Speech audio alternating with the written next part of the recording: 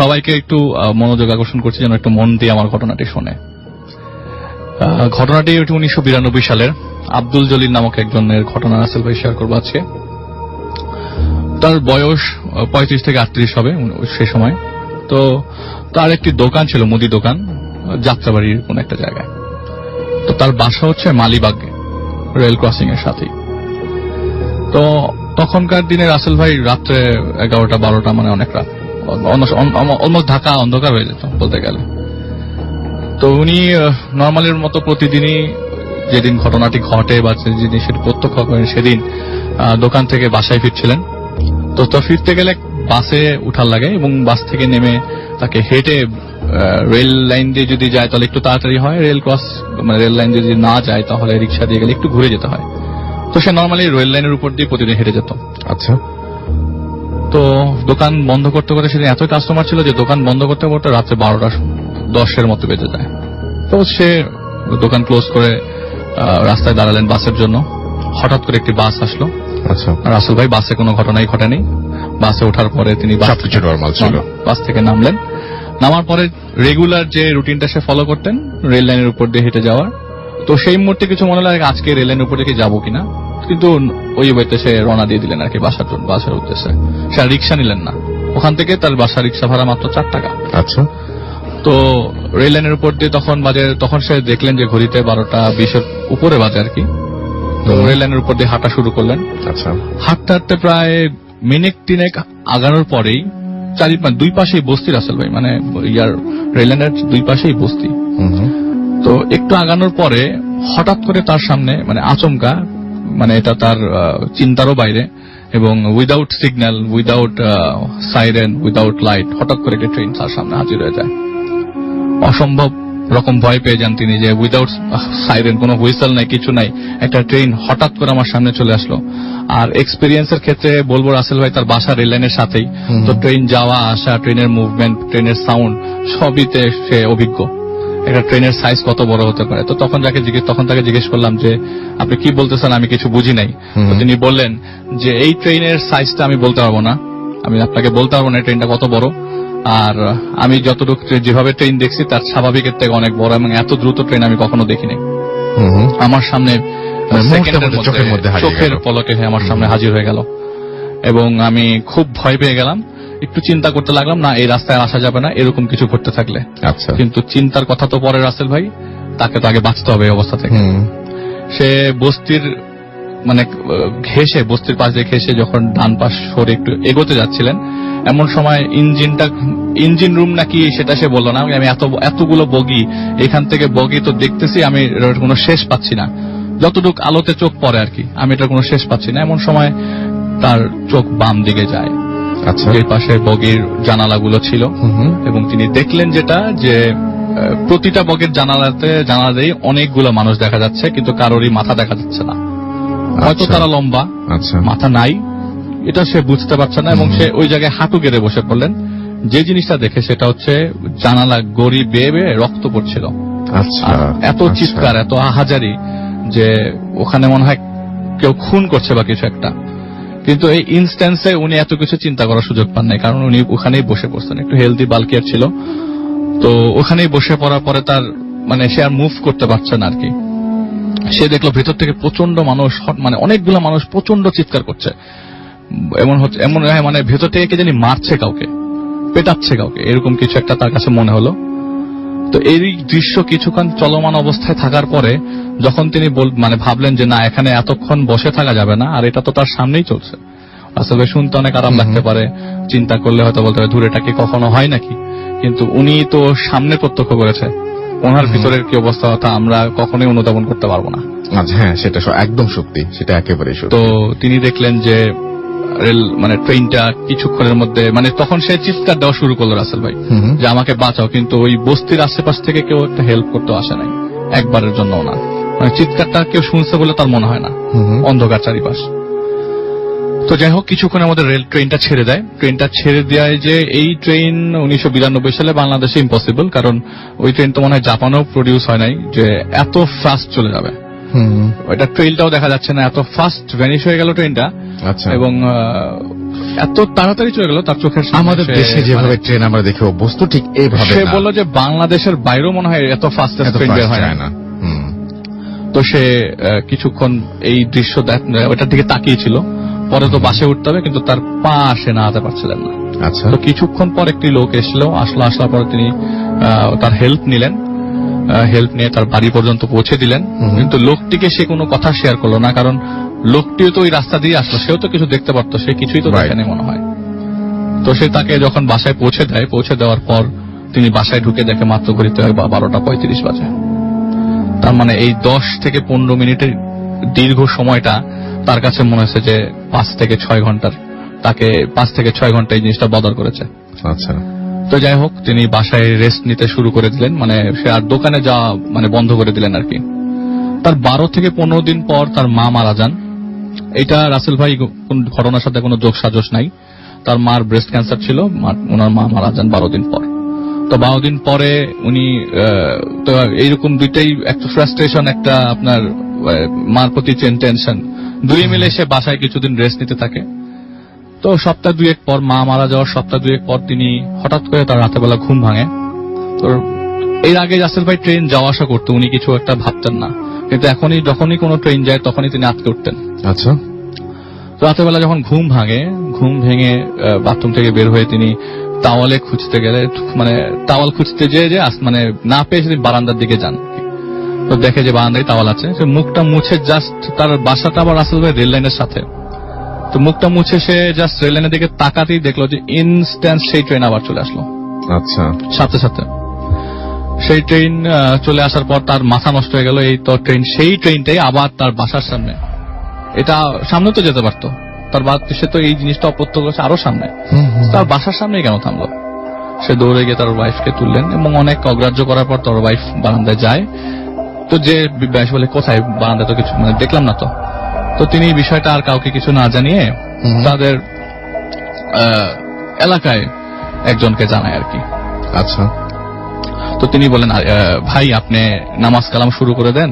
আর রাসেল ভাই তিনি যে নামাজ পড়তেন না তাও না, কিন্তু তেমন একটা রেগুলার ছিলেন না। তো সেই হুজুর বলল যে আপনি নামাজ পড়া শুরু করে দেন, আল্লাহকে ডাকেন, একটু আমলে নামেন। তো সেই জিনিসটা সে ওনার কথাটা শুনলো আর কি, কিন্তু উনি তো কোনো সলিউশন দিতে পারে নাই। তো তার তো বাসায় দোকানে যেতে হবে, সে দোকানে যায়, দোকানতে আবার স্টার্ট করে সে রেগুলার লাইফ। দোকান থেকে সে একইভাবে বাস ধরে রাস্তায় নামে এবং সেই দিন সে আর রেল লাইন ধরে আগায় না। সেই দিন সে রিক্সা নেয় বাসার গলির সামনে যায়। গলির সামনে পৌঁছানোর পর এই দৃশ্য হয়তো বা সে এইখান দিয়ে আবার কিভাবে সে কি ফলো করবে, এতদিন তো কিছু করছিল না। হঠাৎ করে তিনি দেখলেন গলির ভেতর থেকে কয়েকজন লোক বেরোচ্ছে। তারা সবাই মাথা নিচু করা, সবাই অনেক লম্বা, সবার সাদা কাপড় পরা, কিন্তু সবাই একসাথে আসছে মিছিলের মতো, মানে অনেকগুলো লোক লাইন ধরে আসছে এবং একের পর এক লাশ বেরোচ্ছে গলি থেকে। ও মাই গড। তো উনি তো এই দৃশ্য আবারও তার সামনে, সেই একই ফ্রাস্ট্রেশন। তো তিনি পাশে একটা বাসা ছিল, সেই বাসার জানালার লাইট জ্বলছিল, তখন 11টা বাজে। তো নক করে সেখানকার যে লোকটি ছিল, যে ফ্ল্যাটের লোকটি ছিল, ওনার হেল্প নিয়ে বাইরে আসার পর কোনো কিছু, সবকিছু নর্মাল আছে ভাই, বাইরে কিছু নাই। তো সে তার সাহায্যে বাসায় আসে এবং তাকেও জিনিসটা শেয়ার করে নাই। তো যে হুজুরটার কাছে সে জিজ্ঞেস করেছিল, হুজুরকে বলেছিল এরকম ঘটনা সে প্রত্যক্ষ করছে, সেই হুজুর ঠিক পরের দিনই তার বাসায় আসেন। তখন সে খেতে বসেছে দুপুরবেলা, বলে যে ভাই, উনি আবার এই কথাটা আবার হুজুরকে যে জানায় যে আমি এরকম ভাবে আমার গলি দিয়ে এরকম ভাবে মানুষ বেরোতে দেখছি, বা আমি রেল লাইনের সামনে এরকম ট্রেন আসতে দেখছি। তো সেই হুজুর বলে যে ভাই, বিশ্বাস করবে না, গতকালকে আপনি যখন ঈশার ওয়াক্তে আমার কাছে এসেছিলেন, আমাকে যে ঘটনাটাই বললেন, ঠিক আপনি বাসায় যাওয়ার পরে আমি বাসায় যাওয়ার সময় রাস্তা দিয়ে দেখি যে কতগুলো মানুষ লাইন ধরে যাচ্ছে এবং সবার সাথে একটি করে লাশ, অনেকগুলো লাশ। উনি মানে নিজেই প্রত্যক্ষ করলেন। খুব অদ্ভুত ব্যাপার। তো সে বলল যে আচ্ছা ভাই, ঠিক আছে, আমি একজন বুজুর্গকে চিনি, নদীর ওপারে যেতে হবে। নদীর উপরে, ঢাকার ভেতরেই তো এখন পরে কেরানীগঞ্জ, তো নদীর উপরে যেতে হবে সে বলে। আচ্ছা। তো নদীর উপরে নিয়ে যে সে কুই চিপা চাপা দিয়ে তাকে এমন এক জায়গায় নিয়ে যায়, এক বুজুর্গ অনেক বয়স্ক, এবং তার ভাষা মতে তার বয়স নাকি অলমোস্ট 100 ক্রস করেছে। আচ্ছা। তো সেই বুজুর্গের কাছে বললো যে আমার এই ঘটনা ঘটেছে, এই হচ্ছে আমার সাথে। তো সে একটা সলিউশন দিল যে বাবা, তুই নামাজ পড়া শুরু কর, আল্লাহকে ডাক, আমলে নাম, আর কোনো দিকে না তাকিয়ে ওই এলাকা ছেড়ে 10 মাইল দূরে চলে যা, সার্কেল ধরে, আচ্ছা দেখবি তুই ভালো হয়ে গেছিস। তো উনিও মনে মনে চিন্তা করলো না ওনার কথাটা রাইট আছে, ওখান থেকে চলে গেলে হয়তো আমি কিছু আর ফিল করবো না, হয়তো বেঁচে যেতে পারি। তো উনি বললো যে আচ্ছা ঠিক আছে, তুই চলে যা। আর এই একটা গ্লাসে পানি ছিল, সেটাতে সে ফু দিল, ফু দিয়ে বললো যেটা তুই খা এবং বিসমিল্লাহ বলে খাবি। সে পানিটা খায় এবং ইনস্ট্যান্সে তার যখন চোখ খুলে সে দেখে তার ঘরের বিছানায় তার ঘুম ভাঙে। তার মাঝখানে কোনো কিছু এর মাঝখানে তার কিছু মনে নাই, কিছু খুব ইনস্ট্যান্সে তার চোখটা খোলার পরে সে দেখে যে সে সকাল হয়ে গেছে এবং ঘুম ভাঙলো মাত্র। মানে পানিটা খেলো, জাস্ট চোখটা খুললো এবং অন্য একটা দিন সকালবেলা কতক্ষণ মাঝখানে কতক্ষণ গেছে সেটা তার কোনো আইডিয়াই নাই। আচ্ছা। তার কাছে মনে হলো যে আমি তো মাত্র পানি খেলাম, মাত্রই ঘুম থেকে উঠে গেলাম। ওটা দেখে আমার বাসার বিছানায়। খুব অবাক লাগার মতো ঘটনা রাসেল ভাই। খালি বললো যে আরেকটা কথা বলে দেই, ছোট্ট একটা কথা, যে আমি ওই পানিটা খাওয়ার আগে মাথা নিচু করে খাচ্ছিলাম, তো আমি একটি জিনিস দেখি যে লোকটি আমাকে নিয়ে গেছে, যে লোকের কাছে, যে হুজুরটি আর যে বুজুর্গ যে ছিল, তারা দুজন যখন আমাকে পানি দেয় তো মাথা নিচু করার সময় দেখি তারা কেউ মাটিতে বসেছিল না। তবে দুইজনই ভাসমান অবস্থায় ছিলেন। এটা তার কাছে এটার কোনো ডেসক্রিপশনই নেই রাসেল ভাই। ওকে। তো এরপরে তিনি ওই এলাকা ছেড়ে দেন রাসেল ভাই। এরপরে তার আর কোনো কিছুই, এরপরে কোনো কিছু ফিল করে নাই আর। Right, thank you Arif. এটা রুবেল নামে একজন শেয়ার করেছে আমার কাছে। সে মিরপুর 14 নম্বরে থাকতো। সেখানে একটা কোয়ার্টার ছিল আগে, এখন আছে কিনা আমি জানি না, ব্যাটালিয়ন বলতো ওটাকে। আচ্ছা। হ্যাঁ, ব্যাটালিয়ন কোয়ার্টারে ওখানে থাকতো আর কি। ওকে। যাই হোক, তো উনি ওখান থেকে, মানে রুবেল যিনি ছিলেন আমার থেকে অনেক বড় বয়সে, সিনিয়র আর কি, তখন উনি ইয়াং, ওনার তো টিনেজার ছেড়িয়ে গেছেন আর কি তখন বয়স। তো উনি রাতের বেলা চলাফেরা করতেন, আড্ডা মারতে যেতেন এবং মানে আপনার মিরপুর এলাকা সরাপাড়া এরকম জায়গা দিয়ে ঘুরে ঘুরে আসতেন। তো ওনার বাসা আসার জন্য ওনাকে একটা শর্টকাট ব্যবহার করতে হতো, সেটা হচ্ছে ইব্রাহিমপুরের মধ্যে দিয়ে উনি আসতেন আর কি। আচ্ছা। তো একদিন উনি এরকম আসছেন ওখান থেকে হেঁটে হেঁটে, তো রাত হয়ে গেছে, তো ওখানে একটা পুকুর ছিল। তো উনি হঠাৎ খেয়াল করে দেখলেন যে পুকুরের পাড়ে মনে হচ্ছে যে কিছু একটা, মানে ইটস লাইক একটা পশুর মতো, লাইক কাইন্ড অফ কুকুর টাইপের একটা কিছু বসে আছে, কিছু একটা খাচ্ছে বা সামথিং লাইক দ্যাট। তো সে ফার্স্টে কুকুর মনে করে, ইগনোর করে, রাতের বেলা একটা এরকম থাকতেই পারে, রাস্তার মধ্যে পুকুর পাড়ে কুকুর টুকুর থাকতে পারে। তো সে যখন কাছে চলে আসে তখন দেখে যখন একটা না, মানে একটার সাথে 3-4টা মনে হলো বাতাস থেকে, মানে মানে অদৃশ্য থেকে জেনারেট হলো 2-3টা, এবং তার দিকে তাকালো। তার দিকে যখন তাকালো, সে বলল যে জিনিসটার চেহারা ছিল just like kind of like মানুষের মুখের মতো, জাস্ট কুকুরের মুখের মতো না, শরীরটা ওরকম, চেহারা মানুষের মুখের মতো, এবং জল জল করে তাকে আছে, এবং সেগুলোর মুখের মধ্যে লাইক পচা মাছ টাছ টাইপের খাবার। তো সে না খুব মানে ভয় পেয়ে যায় জিনিসটা দেখে, মানে অ্যাবনর্মাল একটা জিনিস। তো উনি এটা দেখে উনি করে কি, কিছুক্ষণ দাঁড়া যায়, দোয়া পড়ে। তো দোয়া পড়ে আর কি, তখনকার মানে ওনার যে স্টেটটা ছিল আসলে ওইরকম ভাবে চিন্তা করার মতো না, বেশ ভয় পাচ্ছিল সে। তো সে হাঁটা শুরু করে, আবার ভয় মানে সাইড হয়ে হাঁটা শুরু করে। তো তারপর থেকে সে যেটা দেখে যে একটু পরপরই তাকে ফলো করে করে ওই জিনিসগুলো আসতেছে। এবং ফলো করার জিনিসটা হচ্ছে এরকম যে হেঁটে আসা না রাসেল ভাই, এটা লাইক মানে মনে হচ্ছে কিছু আছে আবার কিছু নাই, ধোঁয়াশা টাইপের, লাইক অনেক সময় আমরা মরিচিকা দেখি না, জাস্ট লাইক দ্যাট, সেইভাবে। এবং জিনিসটা তার বাসা পর্যন্ত তাকে ফলো করে আসে, এবং ওই রাতে তার প্রচন্ড জ্বর হয়। আচ্ছা। এবং জ্বর হওয়ার পর থেকে সে অসুস্থ হয়ে যায় বেশ, এবং তখন সে খেতে পারতো না, করতে পারতো না, মানে নর্মাল লাইফ লিড করতে পারতো না, এবং প্রায় সে ওই একটা অন্ধকার ছায়ার মতো দেখতো, তার বাসার আশেপাশে ঘোরাফেরা করে। এবং ওই যে জায়গাটা ছিল, যে গলিটা যেখান থেকে আসতো, ওই জায়গাটার নামে নাকি রাসেল ভাই এখনো মানে তখন পর্যন্ত উনি বলছে, তখন পর্যন্ত জায়গাটা বেশ মানে বদনাম ছিল একটা জায়গা। ইব্রাহিমপুর থেকে 14 নম্বর যাওয়ার পথে একটা গলি ছিল, এখন আছে কিনা আমি জানি না। তো যাই হোক, উনি ওইটাতে অনেকদিন সাফার করে, এই অন্ধকার এই প্রবলেমটা দিয়ে সাফার করে। পরবর্তীতে উনি এটা মানে বিভিন্ন ট্রিটমেন্টের মাধ্যমে আস্তে আস্তে উনি এটা থেকে রিকভার করেন আর কি। আচ্ছা, এটা ছিল আপনার কাহিনী। ওকে, থ্যাংক ইউ ভেরি মাচ। জি, এই ঘটনাটা অ্যাকচুয়ালি স্টার্ট হয় যখন আমার বাবা পেটে ছিল, আমার দিদার। সো আমরা জানি যে আগের কালে বাসাগুলো, আমার বাবার বাসাটা actually like home town, like যেখানে জন্ম হয়েছে সেটা ফরিদপুর ছিল। সো ওখানের বাসাগুলা যেখানে জন্ম হয়েছে ওই বাসাটা ছিল টিন শেডের, রাইট? সো যখন আমার বাবা কনসিভ করেছিল লাইক বাবাকে, তখন ওখান থেকে প্যারানর্মাল অ্যাক্টিভিটি শুরু হয় অনেক রকমের। যেমন নর্মালি অনেক সময় শোনা যেত যে টিন ছেড়ে চাল ছিল যেটার উপর দিয়ে মানুষ হাঁটাহাঁটি করত, এবং অন্য মানুষ ঢিল দেওয়ার আওয়াজ হতো, কিন্তু ওটা অনেক রাতে, যেটা নর্মালি হওয়া সম্ভব ছিল না। এন্ড দেন অনেক ধরনের শ্যাডোজ দেখা যেত, তো যেগুলো নর্মালি আমরা দেখি না। এবং ওরকম প্যারানর্মাল অ্যাক্টিভিটিস এর মধ্যেই আমার বাবার জন্ম হয়। সো বাবা জন্ম হওয়ার পরে আমরা যেমন জানি যে নর্মাল বাচ্চাদেরকে সাজানো হয় কপালের মধ্যে কালো টিপ দিয়ে, সো ওইভাবে করে আমার বাবাকে কপালের মধ্যে কালো টিপ দিয়ে একদিন রোজার সময় আমার 2 বড় ফুপ্পি নিয়ে বের হলো। সো বারান্দার মধ্যেই ঘোরাঘুরি করছে, বারান্দায় দোলনা ছিল, দোলনায় শুয়ে ওরা গল্প করছে নিজেদের মতন। তার মধ্যে আজান পড়ে। আজান পড়ার পর ওরা ইফতারি করার এক্সাইটমেন্টে বাবাকে ভুলে ওখানে ফেলে দিয়ে চলে যায় ইফতারি করতে। সো আজান পড়ার সাথে সাথে তো সূর্য আস্তে আস্তে ডুবছে। সো সূর্য ডুবার সাথে সাথে আমার বাবা কান্না শুরু করে, এবং সেই কান্নাটা লাইক আনস্টপেবল, যে লাইক ওটা কন্টিনিউয়াসলি হচ্ছে তো হচ্ছে, মানে কোনোভাবে থামানো যাচ্ছে না। সো ওটার পরে আমাদের বাসার মানে ও দিদার বাসার ওখানে এক বুজুর্গ লোক থাকতো, তার কাছে নিয়ে যাওয়া হয়, তাকে বাবাকে নিয়ে যাওয়া হয়, এবং তারপরে হচ্ছিল গিয়ে অনেক সুরা টুরা পড়ে ওই লোকটা পরে বাবাকে ঠিক করালো, তার কান্নাটা বন্ধ হলো।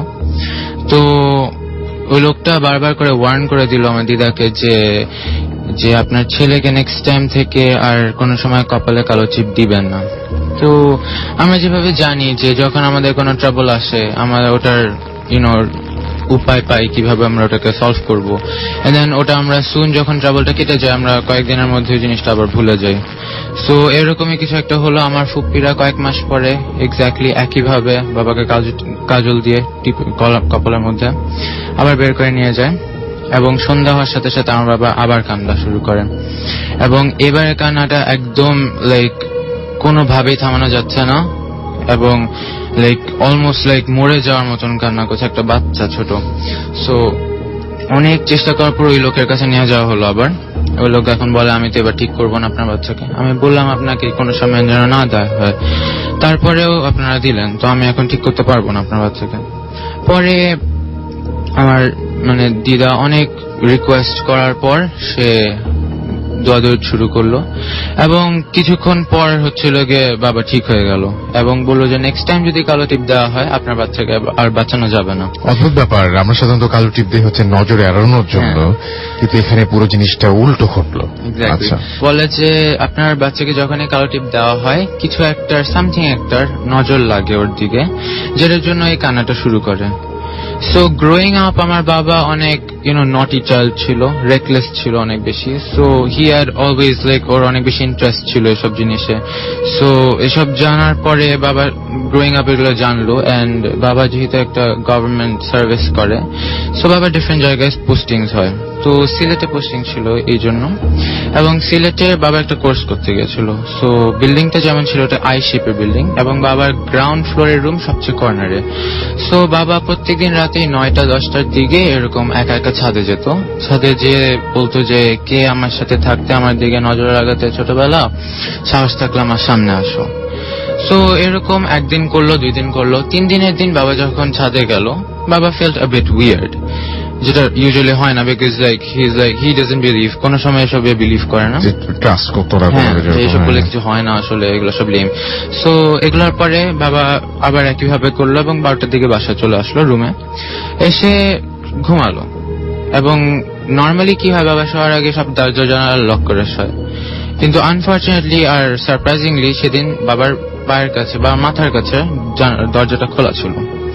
সো ঘুমাচ্ছে, ঠিক মিড নাইটের দিকে 1:30-2টা, এই সময় আবার হঠাৎ করে ঘুম ভাঙে, এবং বাবার মনে হয় যে বাবার সাথে there is someone, বাবা is not alone. ওকে। তো বাবা যেহেতু করিডোর থেকে হালকা লাইট আসছে, ওই লাইটের মধ্যে মোটামুটি ক্লিয়ারলি দেখা যায়, এবং বাবা দেখতে পারলো যে বাবার পায়ের কাছে একটা অসম্ভব সুন্দর মেয়ে দাঁড়ানো।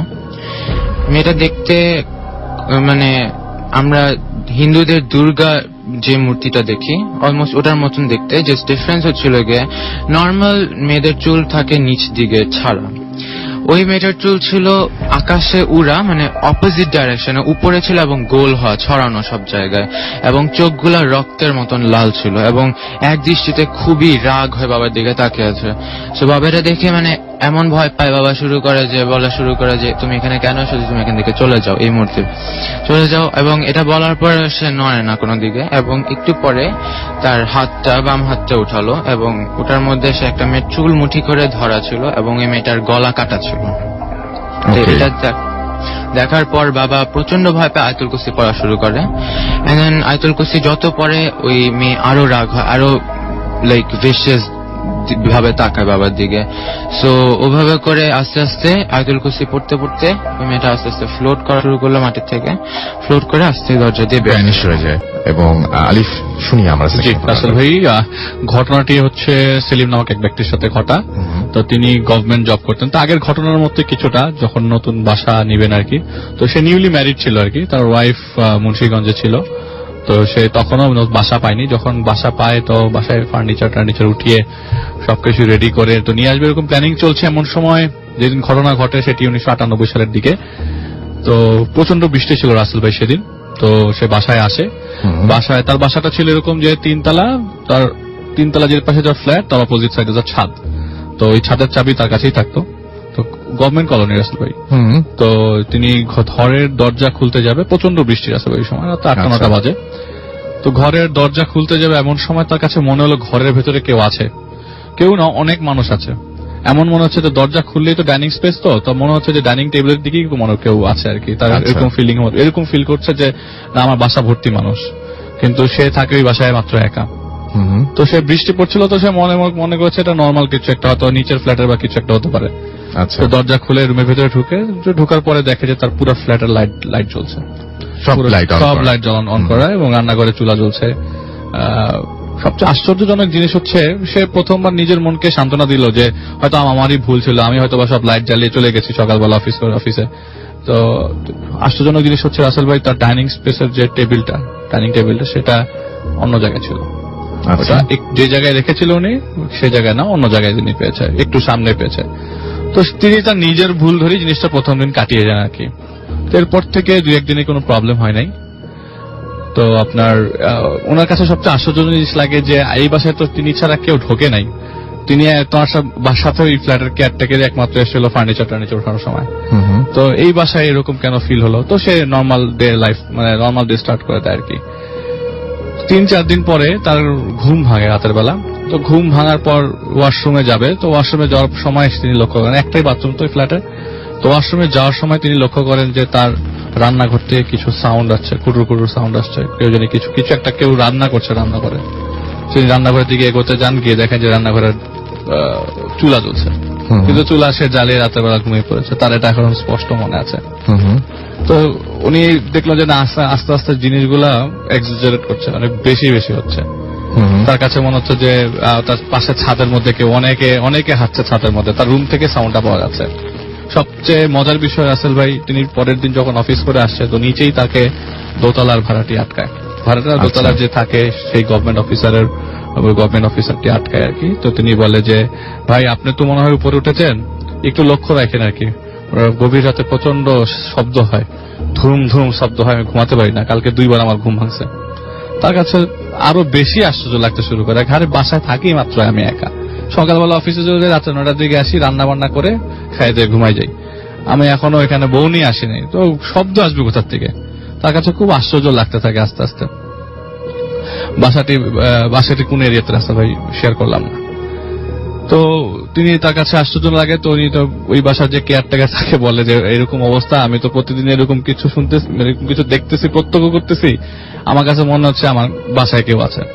তো তিনি বলে ভাই, এটা নর্মাল, এটা কোনো সমস্যাই না, আপনি ভাবিকে নিয়ে আসেন, আপনার সমস্যা সব সমাধান হয়ে যাবে। বাসায় একা থাকেন তো হয়তো বা মনের ভুল হতে পারে। তো সে তা ঠিক 15 থেকে 20 দিন পর, এর মধ্যে কিন্তু রাসেল ভাই এইসব অবনর্মাল জিনিসপত্র কিন্তু জারি। তার কাছে যখনই বাসায় আসে তখনই তার কাছে মনে হয় বাসায় কেউ আছে। তার কাছে মনে হয় যে এই বাসায় কোন একটা ফ্যামিলি থাকে, আমি থাকি না, অন্য একটা ফ্যামিলি থাকে, তাই এটা তার কাছে মনে হচ্ছে। আচ্ছা। তো সে তার 20 থেকে 25 দিন পর তার ওয়াইফকে নিয়ে আসে বাসায়। তো ওয়াইফের সাথে ওয়াইফের 2 ভাইও আসে। সবচেয়ে মজার বিষয় ওয়াইফের ভাইগুলাও সবার আগে এই জিনিসগুলা দেখা শুরু করে। মানে উনি এতদিন ধরে সামনে আসার কোনো কিছু শুরু করছে না, কিন্তু ওয়াইফের ভাইরা জিনিসটা প্রত্যক্ষ করে। তারা পাশের রুমে ছিল, তো যে ছোটটা রুনান, ওর নাম রুনান, তো সে আর কি ঘুম ভেঙে রান্নাঘরের দিকে যায়। ঠিক একইভাবে যেভাবে তিনি আগেবার ফলো করেছিলেন, তার কাছে মনে হচ্ছে রান্নাঘরে কেউ আছে, ছেলেটার কাছে। তো দেখে একটু উকি মেরে দেখে রান্নাঘরে চুলা ধরছে, জ্বলছে, আর কেউ একজন রান্না করছে রান্নাঘরে। কিন্তু তার কাছে মনে হয় রাত্রে 2টার দিকে রান্নাঘরে তো কারো থাকার কথা না। ছেলেটার বয়স 15-16 হবে আর কি। তো সে ভয়ে রুমে চলে যায় এবং এই কথাটা কাউকে শেয়ার করে না। ঠিক পরের দিন পুরা বাথরুমের আপনার কল ফেটে পানি দিয়ে ভেসে গেছে পুরা বাসা, এবং সেটা অবশ্যই মানে সেটা হয়েছেও গভীর রাতে, সবার ঘুমের অজান্তে। সবাই ঘুম থেকে করে দেখে পুরা বাসার ফ্লোরে পানি, এবং পানি ঝরঝরায় পানি পড়তেছে, নিচে থেকে গেট থেকে উঠে আসছে, তার বাসার কি হয়েছে। তো এইসব জিনিস অ্যাকুমুলেট করার পর ওই ওনার যে ওয়াইফের 2 ভাই, ওরা ওই বাসা ছেড়ে চলে যায়। এবং সবশেষে যেটা হয় আর কি রাসেল ভাই, ওনার 2জন হাজবেন্ড ওয়াইফ যখন ছিল, এখন ওরা 2জন একাই বাসায়। ওই ভাইরা যাওয়ার ঠিক 4 থেকে 5 দিন পর রাতের বেলা আমার ওয়াইফ, খুব বেশি রাতও না, 12টা 1টার দিকে, তো যেহেতু গভর্নমেন্ট অফিসার, সে আগেই বাসায় এসে 10টা সাড়ে 10টার মধ্যে ঘুমিয়ে পড়ে। তার ওয়াইফও তাই, তো রাত্রেবেলা ঘুম ভাঙে 1টার দিকে, 12টা 1টার দিকে, তার এক্সাক্ট টাইমটা তার মনে নাই। সে ঘুম ভেঙে ড্রয়িং রুমে মানে লাইট জ্বালিয়ে বাথরুমে যাবে, একটাই বাথরুম ওই ফ্লোরে। তো ড্রয়িং রুমের লাইট জ্বালাতেই দেখে যে ড্রয়িং রুমের মধ্যে কয়েকজন মানুষ বসে আছে সোফার উপরে, ডাইনিং স্পেসে অনেকে খেতে বসেছে। এটা দেখার পরে তিনি বলে যে এই বাসায় আর থাকা সম্ভব না। তার হাজবেন্ডকে ওই মুহূর্তে তিনি জানায়, এবং ওই জানানোর পরে যে আমি এই বাসায় থাকতে পারবো না, আমার পক্ষে থাকা পসিবল না। রাইট, আমাকে পারলে তুমি আমাকে, তোমার যদি ওনার একটু ফিনান্সিয়াল প্রবলেম আছে, তোমাদের সমস্যা হয়, তুমি পারলে আমাকে মুন্সিগঞ্জ রেখে আসো, কিন্তু আমি এখানে থাকবো না। তো পরে উনি ডিসিশন নিয়ে ওনার ওয়াইফকে মুন্সিগঞ্জ রেখে এসে পরে একটা মেসে উঠে যায়। এইটাই ছিল রাসেল ভাই। যখন মেডিকেল ফার্স্ট ইয়ারে ভর্তি হই, তখন আমি আমার কলেজেরই কিছু সিনিয়র ভাইয়াদের সাথে উঠি একটা ফ্ল্যাটে। তা তখন প্রথম দিকে ভালোই যাচ্ছিল, বেশ আনন্দে ছিলাম। তারপরে 3-4 মাস যাওয়ার পর যেটা হলো সেটা হলো রাতে 10:30 বা 11টা এরকম টাইমে আমি প্রতিদিন খাবার পাম। তা একদিন হঠাৎ খাবার কিনতে বের হওয়ার সময় 3তলা সিঁড়িতে দাঁড়ায়, তখন হঠাৎ করে লাইট কাঁপতেছে। আমি কিছু বুঝলাম না, পরে লাইটটা বন্ধ হয়ে গেল। লাইটটা বন্ধ হওয়ার পর আবার চলে আসলো। যখন চলে আসলো তখন আমি দেখলাম 2তলা সিঁড়িতে একটা বাচ্চা মেয়ে দাঁড়ায় আছে, আমার দিকে তাকায়, এবং সাথে সাথেই নেই। আমি প্রচন্ড ভয় পেলাম, প্রচন্ড ভয় পেয়ে বাচ্চা মেয়ে তখন আসার কথা ছিল না, তাই না? বাচ্চা মেয়ে অবশ্যই ওখানে আসার কথা ছিল না, এবং আমি এক ঝলকের জন্য দেখছি বিষয়টা। খুবই ভয় পেয়েছি এবং তাড়াতাড়ি ভিতরে গেলাম। ভিতরে যাওয়ার পরে আমার বন্ধু ছিল রাজাত, এবং আমার দাদা ছিল কৃপেশ সুবেদী। আমি রাজাত আর কৃপেশ দাকে নিয়ে আসলাম বিষয়টা দেখার জন্য, কিন্তু কিচ্ছু ছিল না, তারা কিচ্ছু পাইনি। এবং তারপর থেকে আপনি এই মেয়েটাকে বিভিন্ন সময় দেখেছেন, এবং এই মেয়েটা মানে অনেক সময় যে বোবা ধরার মতন যে ব্যাপারটা, সেটা এই মেয়েটা ঘটাতো আপনার সাথে। এবং এইটা কি এখনো চলছে আপনার সাথে? এখন আপাতত কিছুদিন বন্ধ আছে। কিছুদিন বন্ধ আছে? কেন বন্ধ আছে একটু বলতে পারবেন? এটা কিছু করেছিলেন আপনি, মানে কারো কাছে গিয়েছিলেন? হ্যাঁ, কৃপেশ দা যে ছিল সে নেপাল থেকে এসেছিল।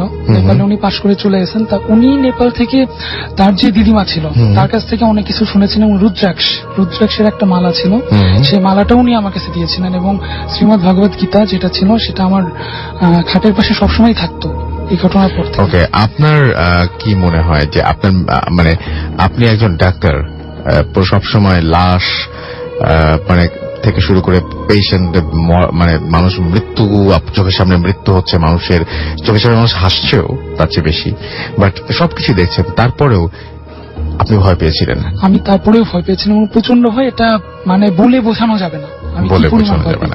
Thank you.